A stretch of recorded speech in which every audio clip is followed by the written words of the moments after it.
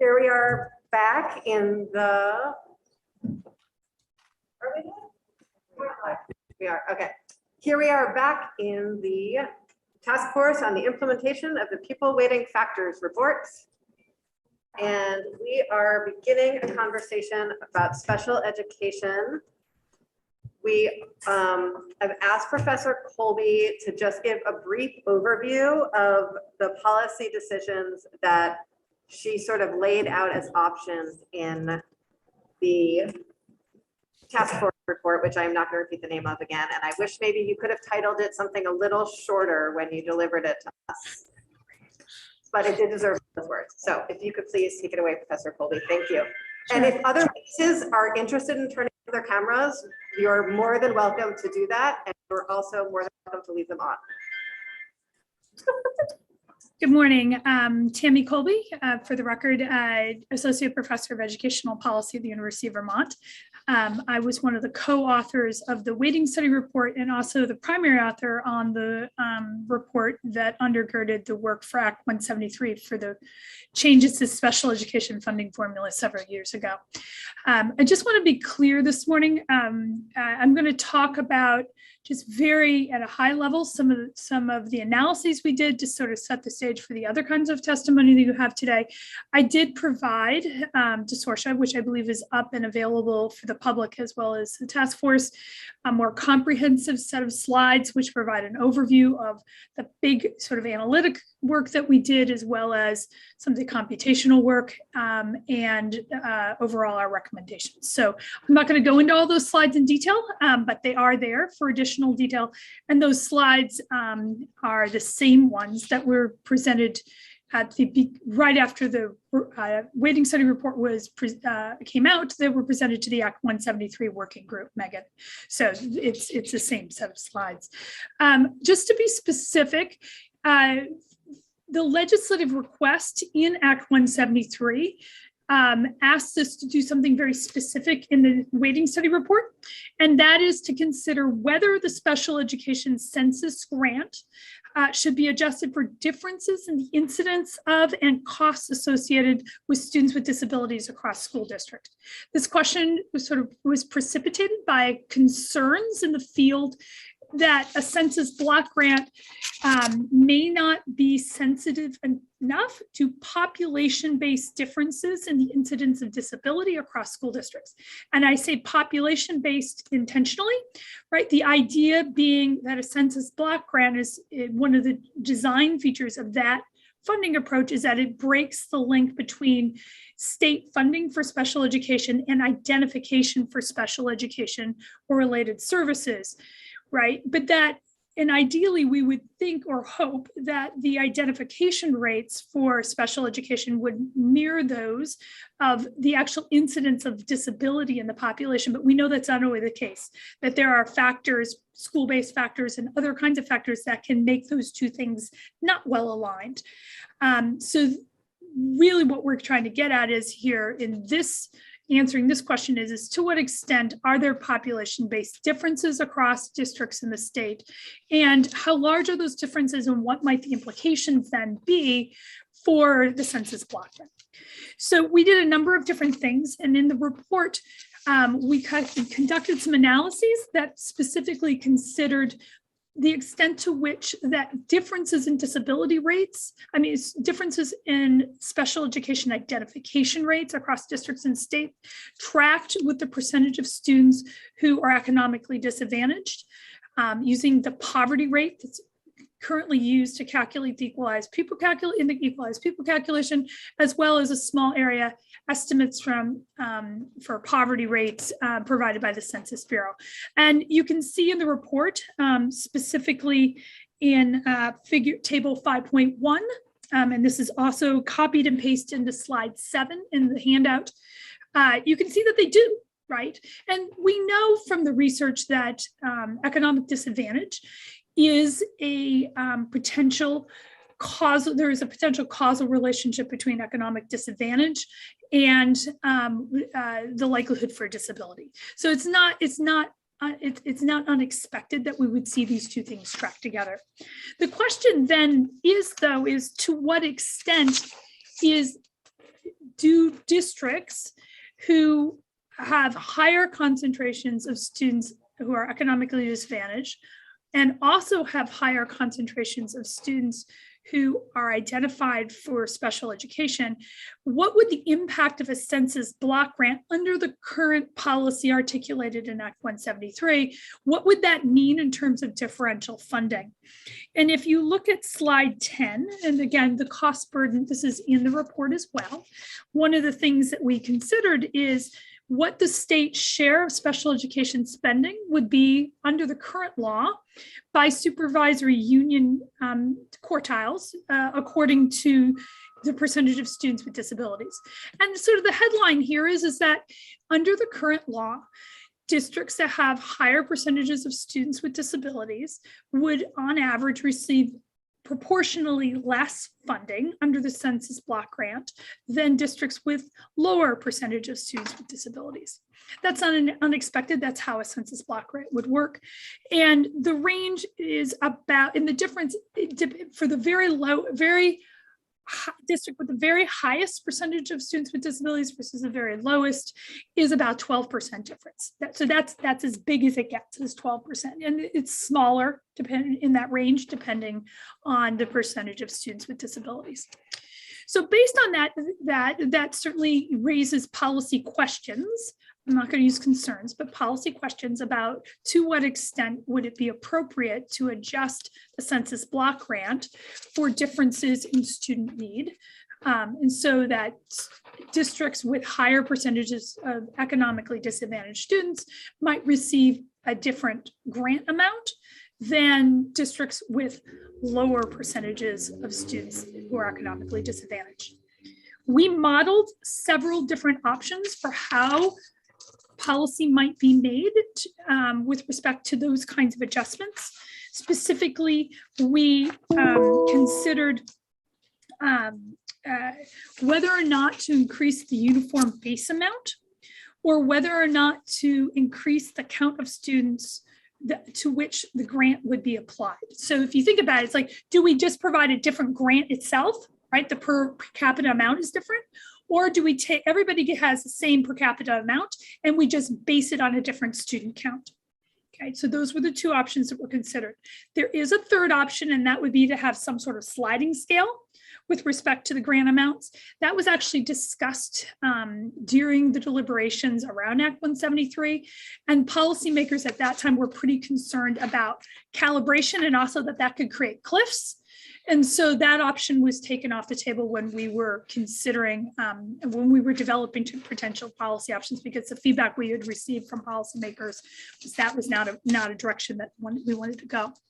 So in the report, what you'll see are different options. One, again, is to increase the uniform base amount. So for example, rather than receive $1,000 per pupil, I'm making that number up for math purposes, right?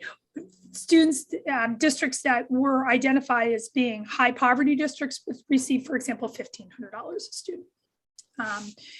The other option, again, that we considered would be to take the grant, use the same fixed grant amount, but apply it to different counts of students. And we considered two different counts of students, two different ways of doing that. One is to just apply the grant to the equalized pupil calculation using the existing weights. And what that effectively does is districts that have higher costs overall of education would on average receive a larger total grant, right? Because the count of students to which the grant is being applied is higher. The other option we considered was, again, using the same grant amount, but applying it to just a poverty-weighted student account.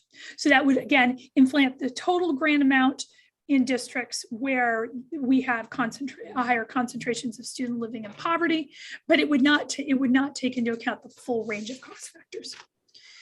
In the report specifically, we do not recommend either way at this time, whether or not to adjust the census block grant. And I want to be clear about that. That's not that we didn't recommend it, and it's not that, so we're not saying you should, and we're not saying you shouldn't. What we said was in the report is that since the policy actually hasn't been implemented as of yet, right? We're not using block grants right now. We're still under the existing reimbursement system, that it would be very difficult to make this change prospectively and know exactly how much the adjustment needed to be, and whether there was other kind of tinkering that might need to be done as well. It's just hard to know because we haven't implemented the policy. So rather than us coming out saying you should or shouldn't do something, we provided you with, here are some policy options should you decide to do that, but also recognizing at this point, the law having the new funding system having not gone in place, that it's really hard to evaluate sort of what adjustments might be necessary. The second factor that went into our decision not to offer a specific recommendation on this is also recognizing that currently, and again, this is based on the study that was presented in 2017, that on average in Vermont, we spend 2.5 times per student, special education students, the national average. There's a lot of money in the system. That doesn't mean that it's enough. It's very difficult to know in special education funding what an appropriate or adequate amount of funding is. But when we start to talk about tweaking and adjusting dollars, it's hard to know. And we have a lot of money in the system right now. And the question is how do we distribute those funds? And it was difficult to know at this point whether or not there needed to be changes to that distribution since the law just hasn't been implemented. So again, there are slides. I'm happy to talk through specifics in detail and answer questions now or as things come up. But I hope that provides just an overview or a sort of a starting point for the remainder of testimony from your experts. Thank you very much. I don't see any questions, and so I am going to thank you for that incredible framing to start us off and hear from Jackie Kelleher next. Hello. Thank you for joining us. Good morning. Can you hear me okay?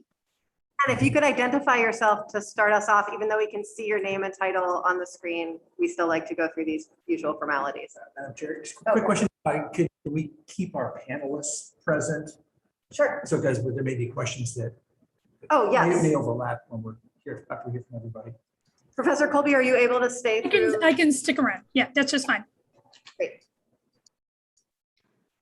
Hi, my name is Jackie Kelleher, and I am the State Director of Special Education with the Agency of Education.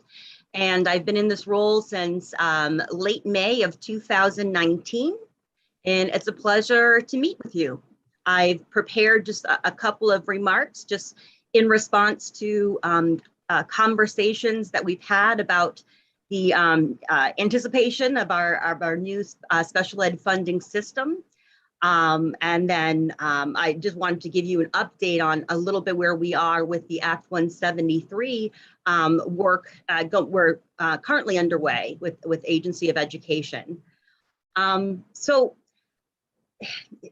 as we've all been discussing, the individual learning needs of Vermont's special ed students are wide-ranging and unique.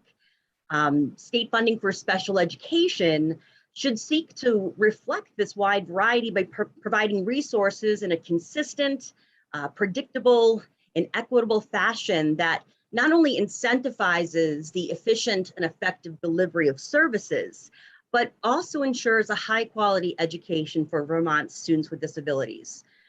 Now, with that said, some of the concerns that we have as we determine what this model looks like is ensuring that budget and funding should not influence the eligibility determination of a student, the development and implementation of an appropriate IEP, or the placement of the student along the continuum of options under a least restrictive environment. The question must be what is appropriate for this child given their needs.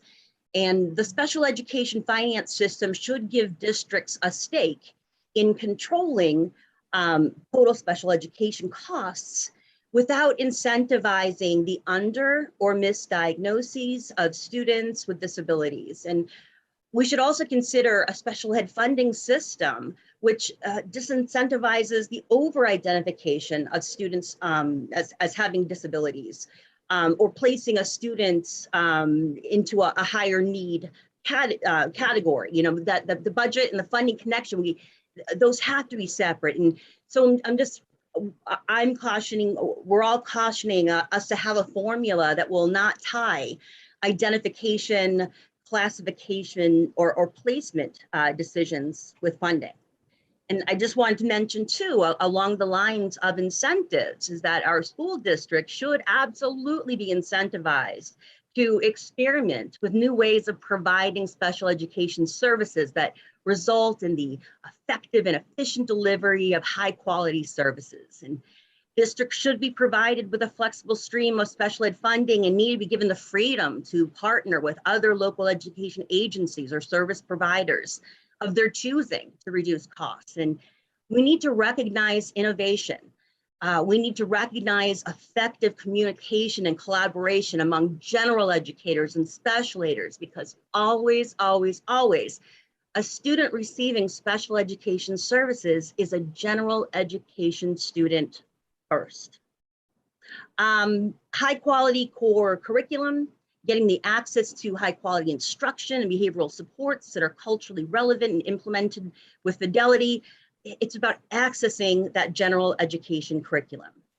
So just to end those thoughts, and we want to ensure that our districts are making decisions based on the philosophy of inclusion and what is appropriate given the student needs that have been carefully identified as a result of multiple measures, response to early intervention, sound progress monitoring, and not due to lack of inadequate quality or instruction.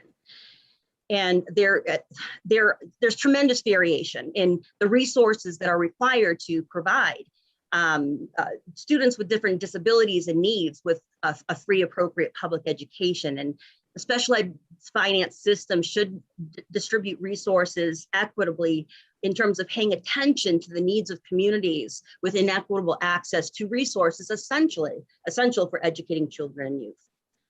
So where are we with Act 173? We know that starting in fiscal year 2022, the state is replacing mainstream block grants and special ed expenditure reimbursement with a census-based grant, and districts will receive a grant equal to the per student amount times the 3-year average ADM count. Districts will use these funds for services outlined in the IEPs and to ensure compliance with IDEA requirements, programmatic and fiscal. And if all IEP requirements are met, our districts can use funds to provide other services to students who need them that are not allowable under the current reimbursement model. This is, extraordinarily different. And some of the things that we're working on now to start preparing for this change is some examples include a census block calculator, which is being updated to deploy to the field. And this is going to allow our districts to estimate Act 173 funding they will receive. We are updating an abbreviated special ed service plan. We are compiling and finalizing a draft technical manual for use and accounting of IDA Part B entitlement grants, as well as a technical manual for documenting maintenance of effort. These are open for public comment. And from the finance side, well, we also have a lot of things going on in the programmatic side too, preparing guidance tools and resources to meet the needs of districts as they prepare for the programmatic changes they'll need to make as a result of the rule changes, which were impacted by the premise of Act 173. And all of these efforts combined will lead to improved systems and outcomes for students, all students, including our students with disabilities. So I will pause at that. I am so excited to be on here with Tammy and Megan and Kim, and look forward to what they have to say. But just wanted to say, like, whatever configuration that we are coming up with, it's just important that formula, that the budget and the funding is not impacting the appropriate use, the appropriate identification and programming and placement decisions for students. Thank you.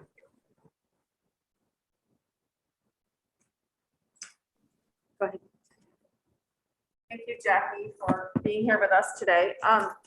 So I want to make sure I understand, or to make sure I understand your perspective or opinion. The current Act 173 funding mechanism that we are slowly moving toward for special education funding, do you believe that that is adequate and effective, or will be adequate and effective, or do you think there need to be further tweaks to that funding formula? For that, I mean, I would appreciate also hearing what my colleagues have to say on this. And this is new, and I've been in the field for quite a while. I have not been. I've been in other states. Other states that I have been in have not used the census-based formula, so this is new for me.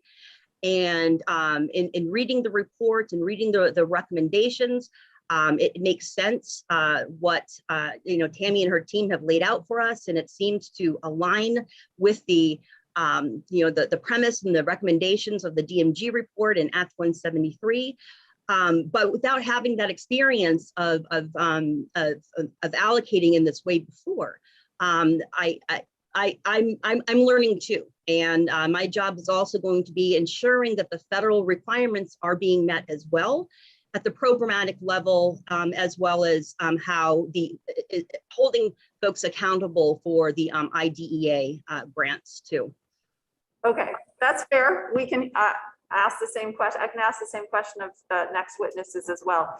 So from the perspective of AOE, one of your roles at AOE was to essentially get school districts ready to do this sort of different philosophy or perspective of delivering special education services with more flexibility at the local level. And it's been delayed several times because AOE has, well, one, because of the pandemic, but even prior to that, because AOE was not ready to support the districts in the implementation. Are you ready now? And what will it take to get ready if you're not ready? From the programmatic and the fiscal side, we have been preparing since March. We, created an 18-month plan, going through March up until March of 2021 through September of 2022, of breaking down the different changes in the rules and coming up with a series of guidance, tools, resources, like a full package that will also be tagged with a comprehensive webinar.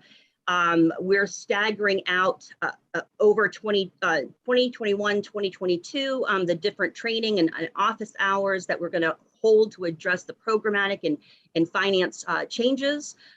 So we are well underway in doing the groundwork. We've also been researching other states that have had similar changes over time and collecting lessons learned and unintended outcomes or consequences. So we could also be proactive in addressing some of the issues that might come as a result of rule changes or implementation. So we've been preparing, and it's a big lift, but our districts are incredibly patient, supportive, and really letting us know what they need to. So we're not just throwing spaghetti at the wall and saying that this is going to work, that we're being sensitive to what we're hearing as the needs are. Thank you.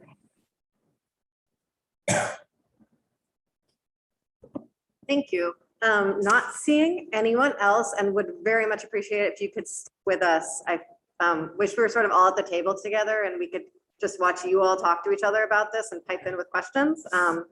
But we cannot, because that's not how we do things here. And so I think next up we have Megan. Thank you so much for joining us. And if you could identify yourself for the record, that would be great. I can, thank you. Good morning. So I'm Megan Roy. I'm the Director of Student Support Services for the Champlain Valley School District. And I'm here to speak on behalf of the Vermont Council of Special Education Administrators, VCSEA. But I'm also the chair of the Census-Based Funding Advisory Group. So there, to the extent that you have questions or it's related to some of the things that I'll share, some of what I'm sharing is also the perspective of that group. but I am here for VCSEA. And what I would start with, just kind of reacting to a couple of things that Tammy and Jackie shared. The first that I would echo is the importance of making sure that that we do divorce eligibility for special education decisions with funding. So that's something that both Jackie and Tammy mentioned, and we believe is really critical for all of the reasons that they talked about, and also from the perspective of a non-categorical way of supporting students. So we want to make sure that our education systems can support all learners, certainly those that have identified disabilities, but that you shouldn't need to have an identified disability in order to get your needs met.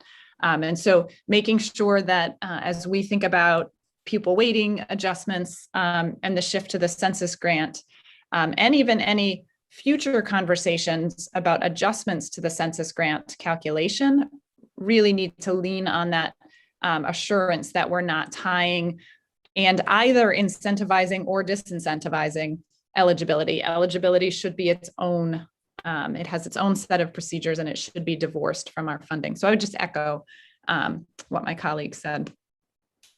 And I think in general, what I wanted to convey to this committee is more a list of making sure that your committee has a keen awareness of issues that are going to need to be addressed as you think about implementing the pupil weighting study. VCSDA supports the premises that were identified, recognizes a need to change how we weight students. But there's some pretty critical things that the group needs to understand happen together. And so I'm just going to review those. The first is the weighting study itself, this has implications for districts in terms of their funding for education, significant impacts for districts in either directions. You already know that. That's what you're wrestling with. So that's one piece. But so does the census-based funding shift and the move to receiving your funding through the census grant. During Act 173, there was intentional discussion about the special education spending rates in Vermont. And the reality is that the shift to the census funding model is really important for many reasons. Divorcing from eligibility, flexibility in funding so that districts can use their funding much more flexibly.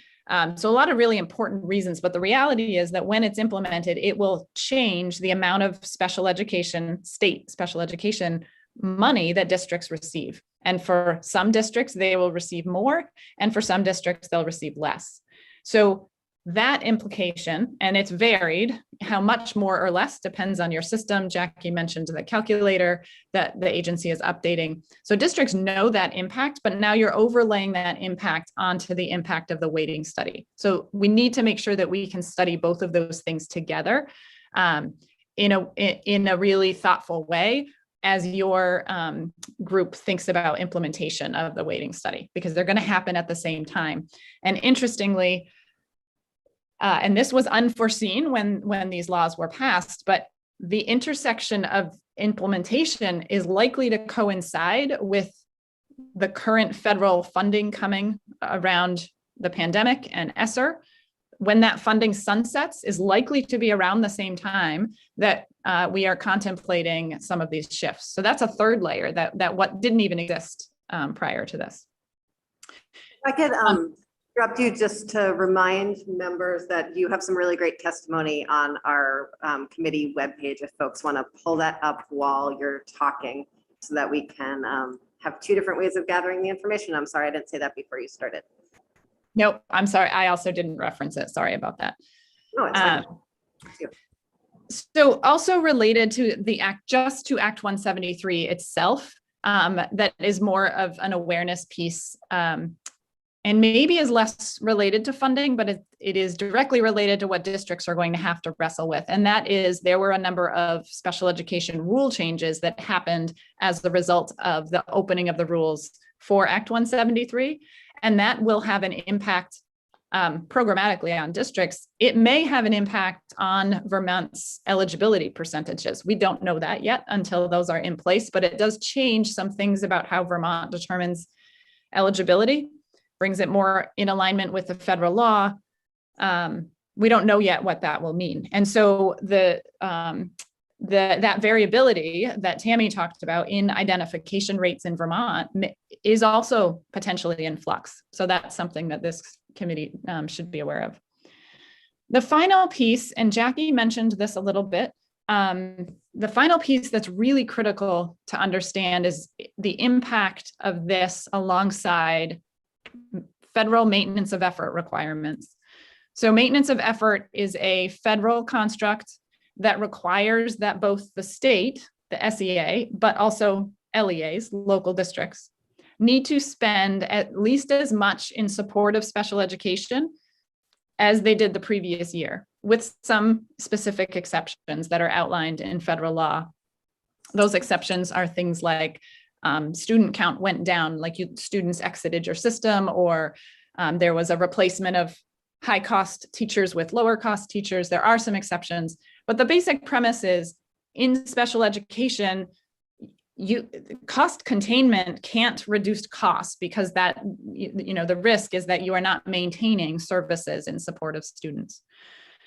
What that means related to the census grant is that for those districts that stand to receive less state special education dollars, they can't deliver fewer services. They can't not meet the needs of students with disabilities in their system. So they have two choices, neither of which is well, one doesn't really feel like a choice, and that is they could reduce special education spending commensurate with the less money they receive from the state. But if they do that, they will lose federal special education dollars in the form of their IDEA B grant. So either way, there's a reduction of funding there. So the second thing that will happen, which is really more of a reality, is costs that used to be reimbursable in a reimbursement model will now just shift. The district will still need to provide those services. And that will likely, we would have said in the past, that will be paid for on the general ed side of the budget. Well, now, there is no general special ed side, but that's an implication. The services can't decrease. We can't do less in support of students. Now, part of the rationale of Act 173 is there's a significant amount of programmatic change that districts will implement that should cause them to be more efficient. That's part of why, if we do a better job serving kids throughout our system, we could lower our costs. That is a long-term potential, but we can't not serve kids with disabilities. So those are three big things about to happen related to funding. And there are three really critical things that this committee needs to be aware of. And I sort of ended in my testimony here, but it's sort of a repeat. Our obligation to provide FAPE to students hasn't changed, regardless of what we do with the census grant and regardless of the implementation of the pupil weighting study. There are districts that will impact significantly. And yet we still have an obligation to provide services. So the one other thing that I just wanted to add is, and again, I think this is more reacting to Tammy's testimony. Tammy acknowledged right now the census grant, we could look at whether or not we change the census grant in order to take into consideration pupil weights. And the current recommendation is we haven't implemented this yet. And until we do, we probably need to have it be implemented before doing that. I would just concur with that from my perspective with VCSEA. The Census-Based Funding Advisory Group felt the same way when Tammy shared this information with them. That we should not necessarily be looking at changes to the census grant calculation until we've let it implement for a few years. So I just wanted to echo that. I'm happy to take questions or react to others. Peter, and then go. All right, thanks.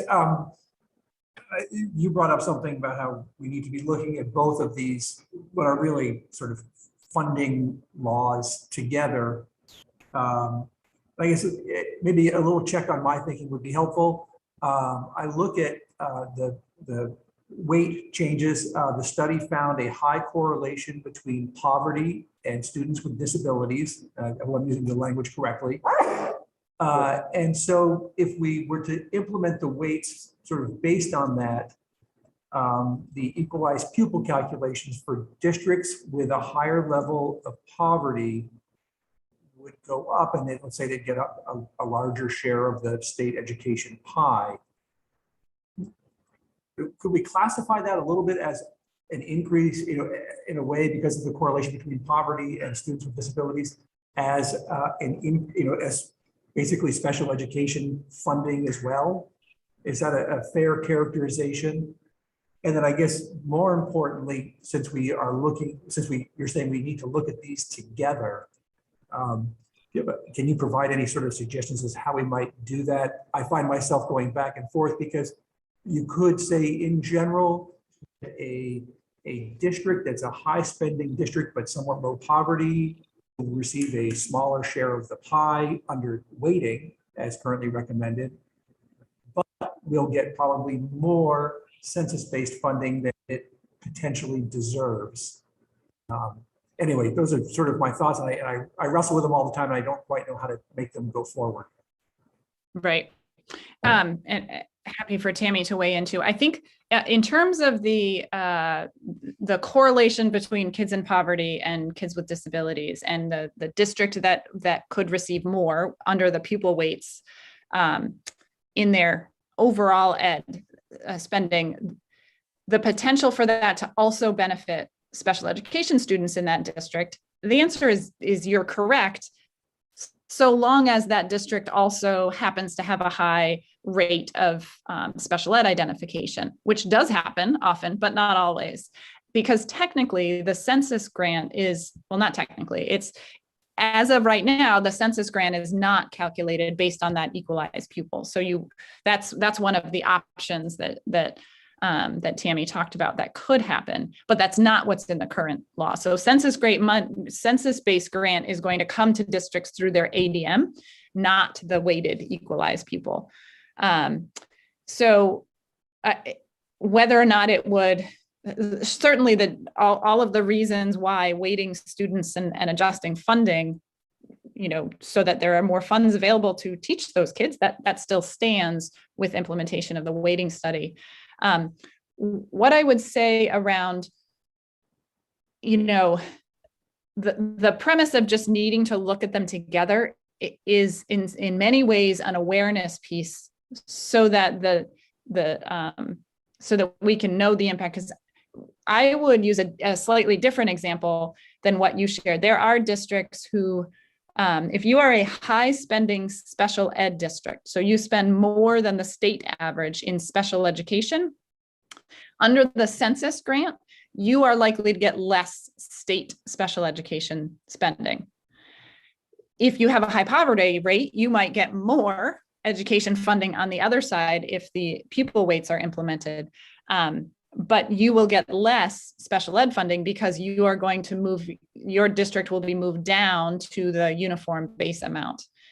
Districts who currently spend less than the statewide average in special ed are going to be moved up to the uniform base amount. Those are the districts that will receive more special ed funding. And so again, it's just a matter of how to do it. Would be a calculator that shows an LEA both things at the same time, which is something we don't have. We have one and we have the other, but we have to look at them together. Professor Colby, did you have something you'd like to add here? And actually, sorry, before I'm not thinking the whole sentence through.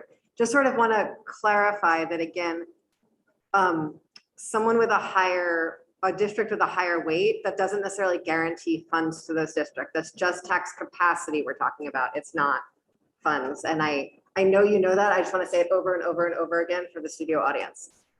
Professor Colby. So I wanted to chime in on some great points that Megan just made that I think are really important considerations for the task force. The first one, I'm going to go in reverse order because Megan just brought up a super important point, which is this intersection between the equalized pupil calculation and the special education grant, right? And so one of the things, and you can read about it in the report, but I just wanted to highlight here, is in our stakeholder interviews, we asked this question about sort of how these two things work together in school leaders' minds and school boards' minds.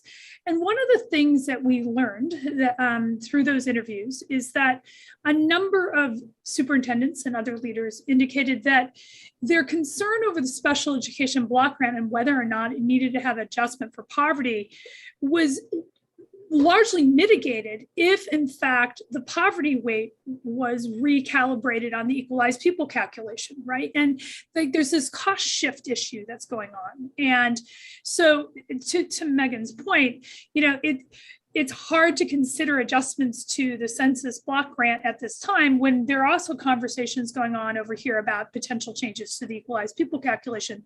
Because when school districts and school boards sit down and start to think and work on this and program people in schools, right? Like they're not thinking about, oh, well, these dollars are coming here and they're thinking about their total resources, what flexibility they have with those resources and really how to serve kids best.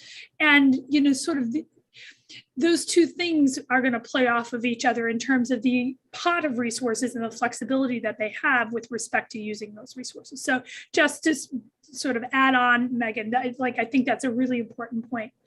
The second thing I just wanted to point out is under this question of maintenance of fiscal support and maintenance of effort, MFS and MOE, MFS being the state requirement and MOE being the district or the LEA requirement, CIFER, which is the organization that is funded by the U.S. Department of Education to provide technical assistance to states and localities on exactly this and how to make sure that dollars are not just spent wisely, but that these MOE and MMS requirements are met and they audit these, has said, and there's a number of sort of papers and things around this, is that the concern is not necessarily that districts will have to give back money. They may need to think about or account for the dollars that they spend for struggling students in different ways. Right. And so right now it's a pretty easy accounting. We say this much money comes in from our reimbursement model. Therefore, we've met this. For a district that may see a decline, right, or has to deal with a discrepancy, it is not the case that state special education dollars are the only thing that counts against MOE and MFS. Other dollars can count against those too, and CIFER is prepared to provide more technical assistance. I know they've talked to Jackie already, more technical assistance to localities and the state around how other dollars can count against that. So it's not just that there's a reduction here. It will, and so in knowing that, I think this MFS MOE concern about meeting those requirements is that sort of mitigates some of those concerns around that because other dollars can be counted. Megan, go ahead. I'm sorry. Wait. Yeah. Wait, before you go on, Dr. Roy, I think actually Representative James had a question that I skipped, and so I want to make sure we get to her question.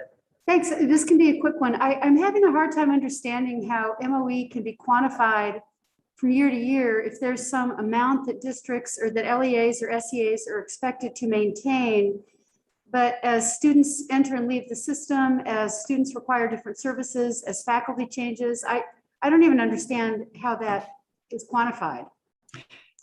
Yeah, actually, my answer to that question also will be the comment that I was going to add to Tammy, because Tammy's right. The reality is the likelihood of not being able to resolve a failure of your MOE test, that's what it's called, and actually lose funds. Yes, that is the ultimate outcome. You usually don't get there. However, practically speaking, and I think this is related to your question, sitting as an LEA, so sitting as someone in charge of the special ed budget in my system, I know how much it costs to teach, to serve students with disabilities. That's an amount of money.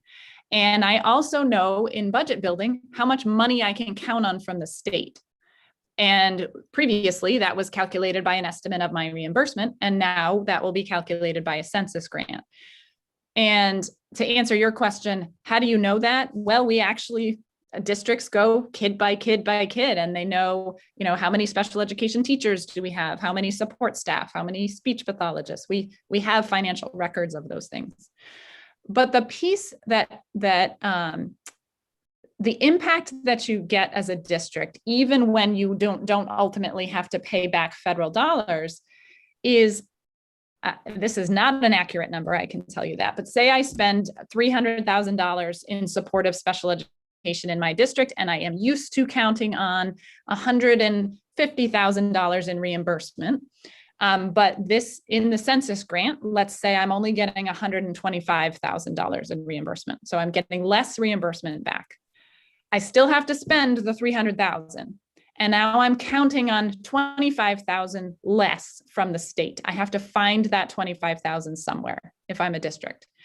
That's probably just going to get paid for out of my general ed budget. I'm not going to put my Idea B grant at risk and lose money, but I have to spend that $25,000. So that's what I mean when I say that maintenance of effort impacts districts, is not because of the stick threat of losing federal funds. It's because I know that I'm not going to lose. I'm not going to let that happen. And then just to kind of go back to that question of how do you calculate this year to year, there is a pretty extent, Jackie referenced something called a service plan. There's a process that districts go through. It's essentially budget building for special education, but it drills all the way down to supplies and materials and equipment for students on IEPs. And you build that into your budget and you project, which is a prediction, you predict what you're going to spend and what the needs of your system will be. And fluctuations like kids leaving, those are allowable fluctuations. Those things are understood. So I hope that both answered your question and also clarified kind of what the real-time impact is on districts. Yeah, thank you. So we have a clarifying question from Senator Hardy.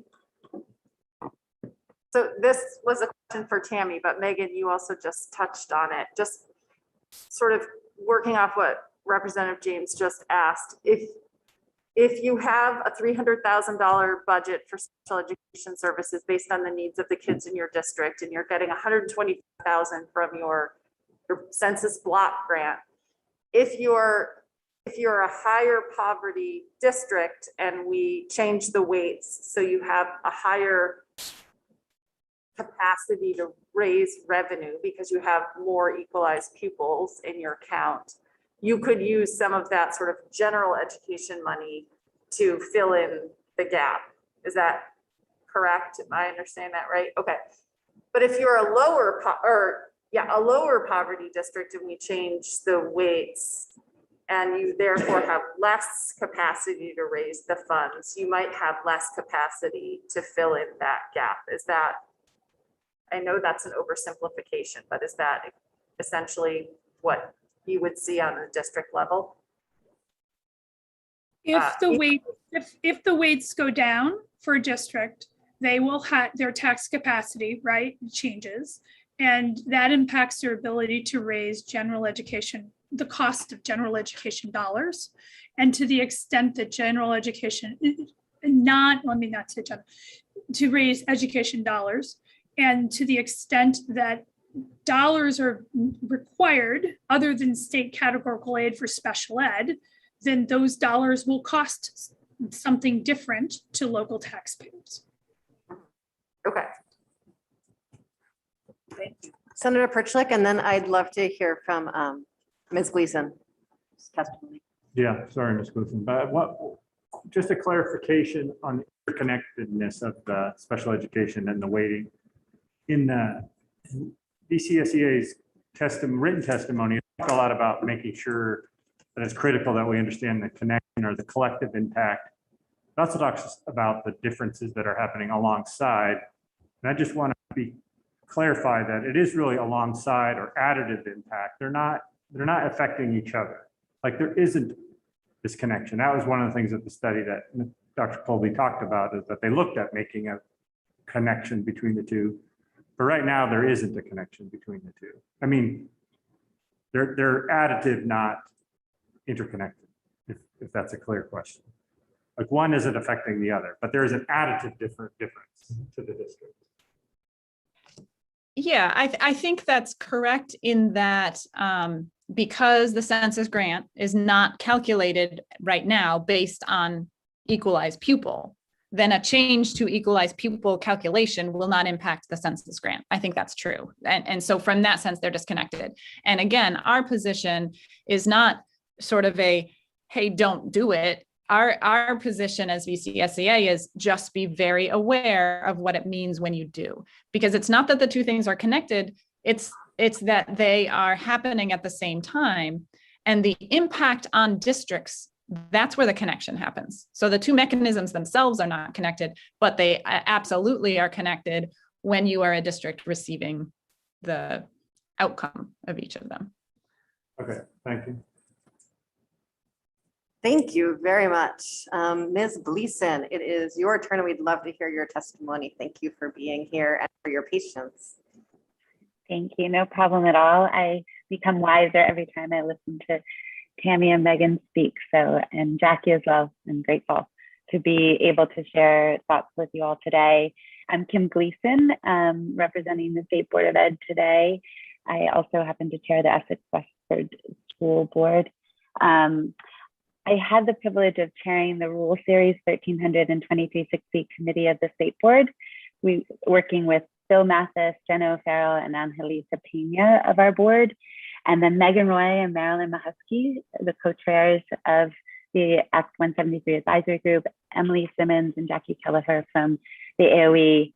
And today I'm happy to share a bit about the State Board of Ed rulemaking process as it pertains to 173, in case it should offer some insight into whatever process you might envision for this change in the equalized pupil weights. And while I have no expertise in special education, I can offer insight into the process that allowed for broad voice from stakeholders and consensus building from the experts in the field to arrive at a set of rules that reflected a better alignment with federal regulation and responsiveness to the concerns regarding adverse effect, consistency, and implementation among Vermont school districts, and avenues for parent and guardian input in the special ed process.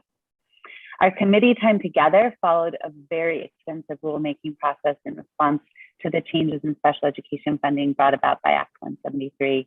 As a matter of fact, at my very first State Board of Ed meeting in April of 2019, we received hundreds of pages of rules in their first draft form and a review of what we anticipated might be the timeline for rulemaking. And over the next several months, as the Act 173 Advisory Group was meeting, drafts were being revised with input from that group and the AOE, and with additional legal support, which was sought at the expense of stakeholders to provide additional perspective on federal and Vermont special education law. Also in that time, there was an extension of the implementation date, an extension of the public comment period, and a global pandemic. The State Board of Ed devoted time and attention to these evolving drafts, side-by-sides and stakeholder voice on nearly every board agenda as we prepared to file the final or the initial draft with ICAR. And then the formal hearings to gather input from the public began. And the board offered several different occasions, times of days, and many hours of public hearing. And from that, with the help of Emily Simmons and Judy Cutler of the AOE, we arrived at themes from the feedback, which offered a roadmap for our committee and our charge to incorporate, as appropriate, the feedback that we had heard during the public hearings. I'm really grateful that you've heard from the subject matter experts. My knowledge base is that of a parent and longtime school board member who leaned on the knowledge of my fellow state board committee members, two of whom were longtime educators, Megan and Marilyn from the advisory group, our Essex Westford School District Special Ed Director, Erin McGuire, and all of them helped me better understand how these regulations would impact students, families, and educators. In our regulatory role, the State Board of Ed's contribution is not necessarily that of context matter experts, but rather our superpowers, if you will, lie in our ability to act as convener, listener, and consensus builder. I'm not sure that I recall that being in the board job description, but it's among the most rewarding parts of the work. As you're considering your recommendations for implementation of the weighting study, recognizing that finding consensus may be challenging, I encourage you to consider what outcomes you're looking to achieve. For our Act 173 rules work, those goals were better alignment with federal regulation and improvement in consistency of implementation and parent participation in the process. If greater equity is the goal of the implementation of the weighting study, then that could benefit all Vermonters. If framed in the lens of winners or losers with respect to impact on school districts, we may all lose. I don't envy you your work nor your challenge, but the State Board of Ed hopes to offer support where we can. Thank you for your commitment to addressing the equity concerns through the lens of the weighting study. And please let us know as State Board of Ed how we can be most supportive for your efforts throughout the process. Thank you very much. And I'm sorry that none of you can see our faces because I think I've been motioning and smiling and appreciating things as you've been speaking and none of you have seen it at all. Does anyone have any questions? Senator Hardin? Thank you, Ms. Gleason. The rulemaking for Act 173 for public school districts, that is complete. Is that correct? Have they been implemented fully? Okay. And I know the rules are complete. The implementation begins with the implementation of 173, which will be July 1, 2022. Right. Okay. Thank you. And then I know there are draft rules that are sort of corollary for private schools provision of special education. I believe they're in front of LCAR now, perhaps. Is that? I skimmed through those draft rules last night. I'm not sure where they are in the process. Do you know? Yes, they are in, I'm going to hopefully get this right, ICAR. They've been filed with ICAR. And ICAR. And then we begin our public hearings, and those begin in the end of August. And then there is a small working group from the State Board of Ed as well, a committee charged with doing as we had done with 173, absorbing the public feedback and recommendations for changes, trying to theme them, I'm sure, and the process will look fairly similarly. And the implementation on those rules as it pertains to independent schools or eligible private schools will be 2023. So July 1, 2023.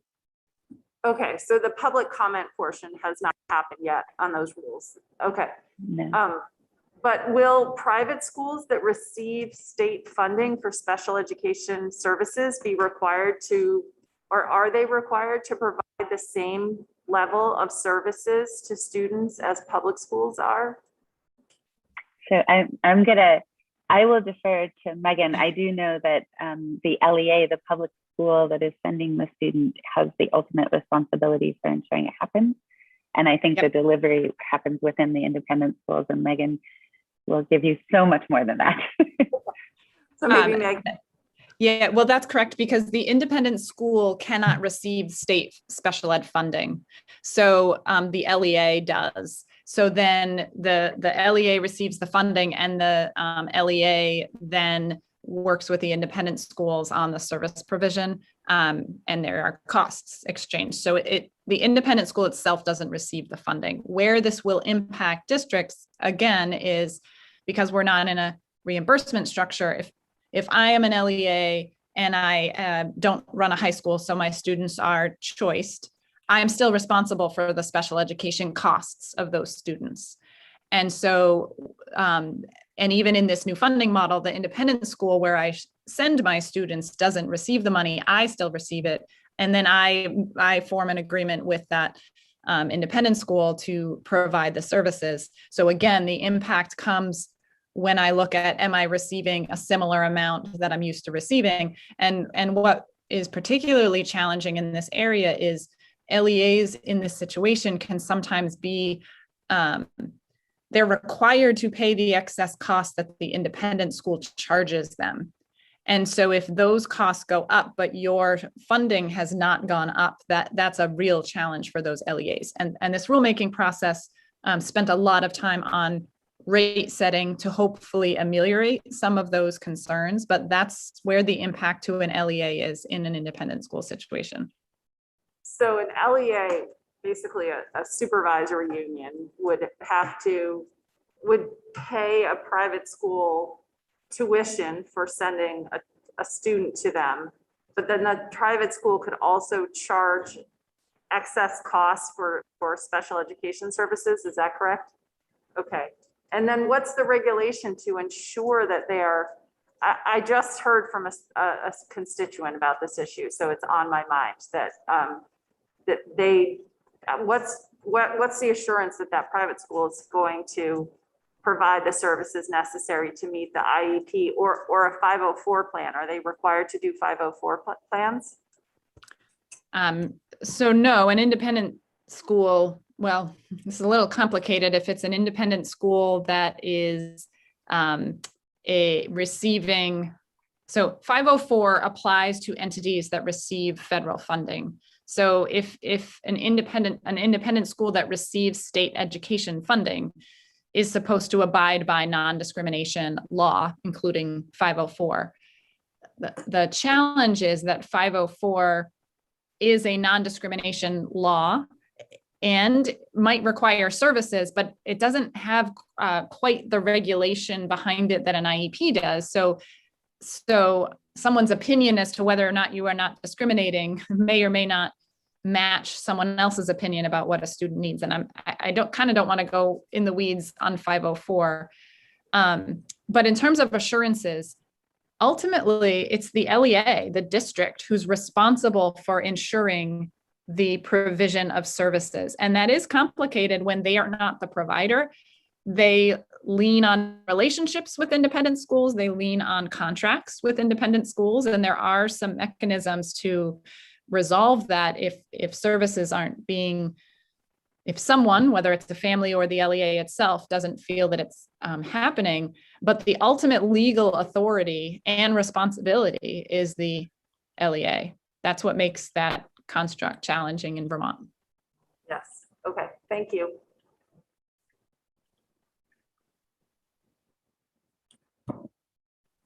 Senator Hooker, do you have any questions for anyone on this section? I just don't want to leave you out of there. No, thank you, Emily.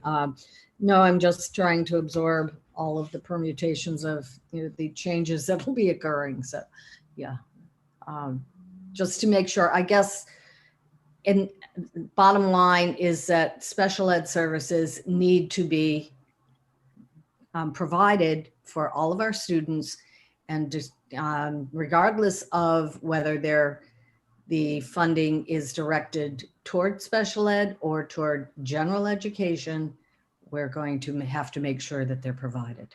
And that's what I'm getting. You're getting some incredible nodding on that one. I think that's a hard yes to your question. Thank you. And thank you. If no one else has any questions, I really appreciate all of you and how dynamic we've been able to have this conversation. It's always easier when folks can bounce off of each other this way. So thank you very much for joining us. I think we might all be in touch separately or together with further questions as we go down this journey over the next few months, but really appreciate your time and attention on this. Before we, thank you. Thank you. Before we break for lunch, if we could hear from Chair Sharp with some public comment before we move into lunch, and then we're gonna have the rest of our public comment at the end of the day. First, I'm Dave Sharp from Bristol. I joined, I got elected to our local school board, partly because of my concern over the intended and unintended consequences of Act 46 playing out in our district. Thank you very much for taking me out of order. I woke up in the middle of the night with an eye issue and the doctor wants to see me as soon as I can get to the my first, I want to start with posing a question, and that is the legislature willing to support public education? And I asked that question because over the last 20 years, I think the evidence is that regulations and laws and funding have tilted our education priority towards private education. And I want to go into a couple of stories that might elucidate my thinking. So there's this imaginary community in Vermont, Flipperville. Flipperville has a relatively high poverty rate, low income from the citizenry, and a relatively low value for education relative to the perceived high tax rate in that community. So it's not uncommon for the budget to be voted down once, twice, and for funds to be restricted. And so we're coming along with this weighting formula, right? And to be clear, reinforce comments made earlier by the chair that this weighting study affects tax rates. It does not affect funding. And it's a fear possibly motivating the notion that we do need to build into this process more aggressive or robust oversight of education quality as this tax capacity rolls out. But what we've seen over the last, foundation formula, Act 60, Act 68, in each of those events, we created tax capacity in local communities by adding additional state funding. And in many communities, that additional tax capacity went to fixing the town hall or paving the roads or building a fire station and not increasing necessarily funding for pupils. So we continue to have the disparity, not as severe as it was before Act 60 by any means, but still fairly dramatic between high spending communities and low spending communities.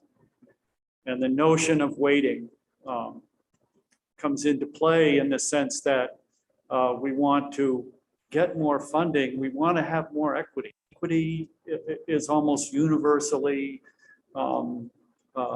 desired among our legislators and our educators across the state who want to see us do more for those kids that are in poverty and being left behind.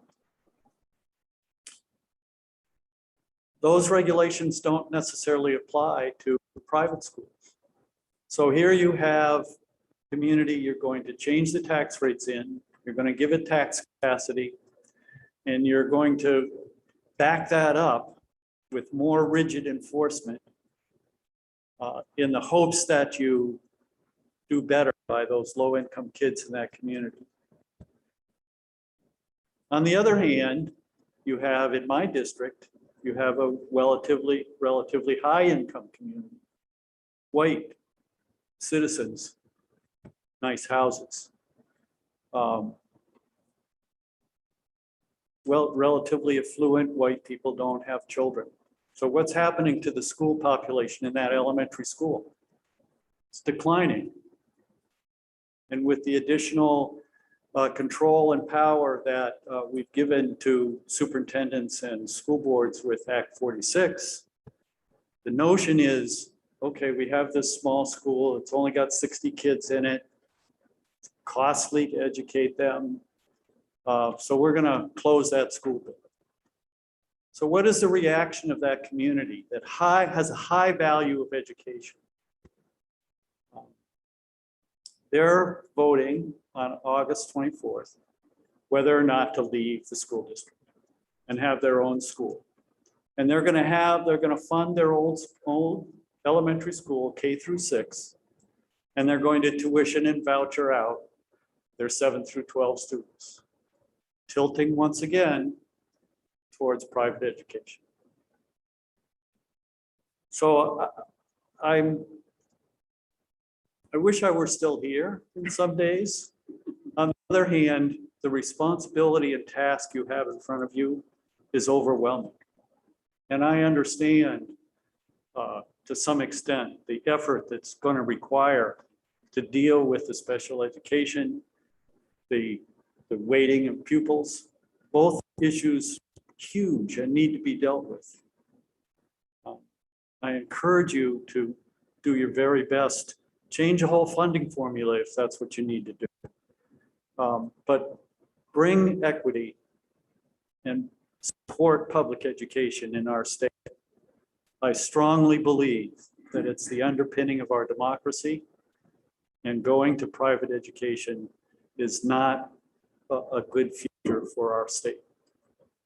So thank you very much for being able to make my comments. Thank you very much for joining us. If there's any questions, We don't do questions on public comment because I understand. Yeah. Thank you. we don't, but I think we all know where to find you and we will might Yes. all ask you questions afterwards. Thank you Okay. very, very much for joining us. Thank you. So we are going to be back here at 1 o'clock after lunch. And I look forward to picking back up then on pre-K.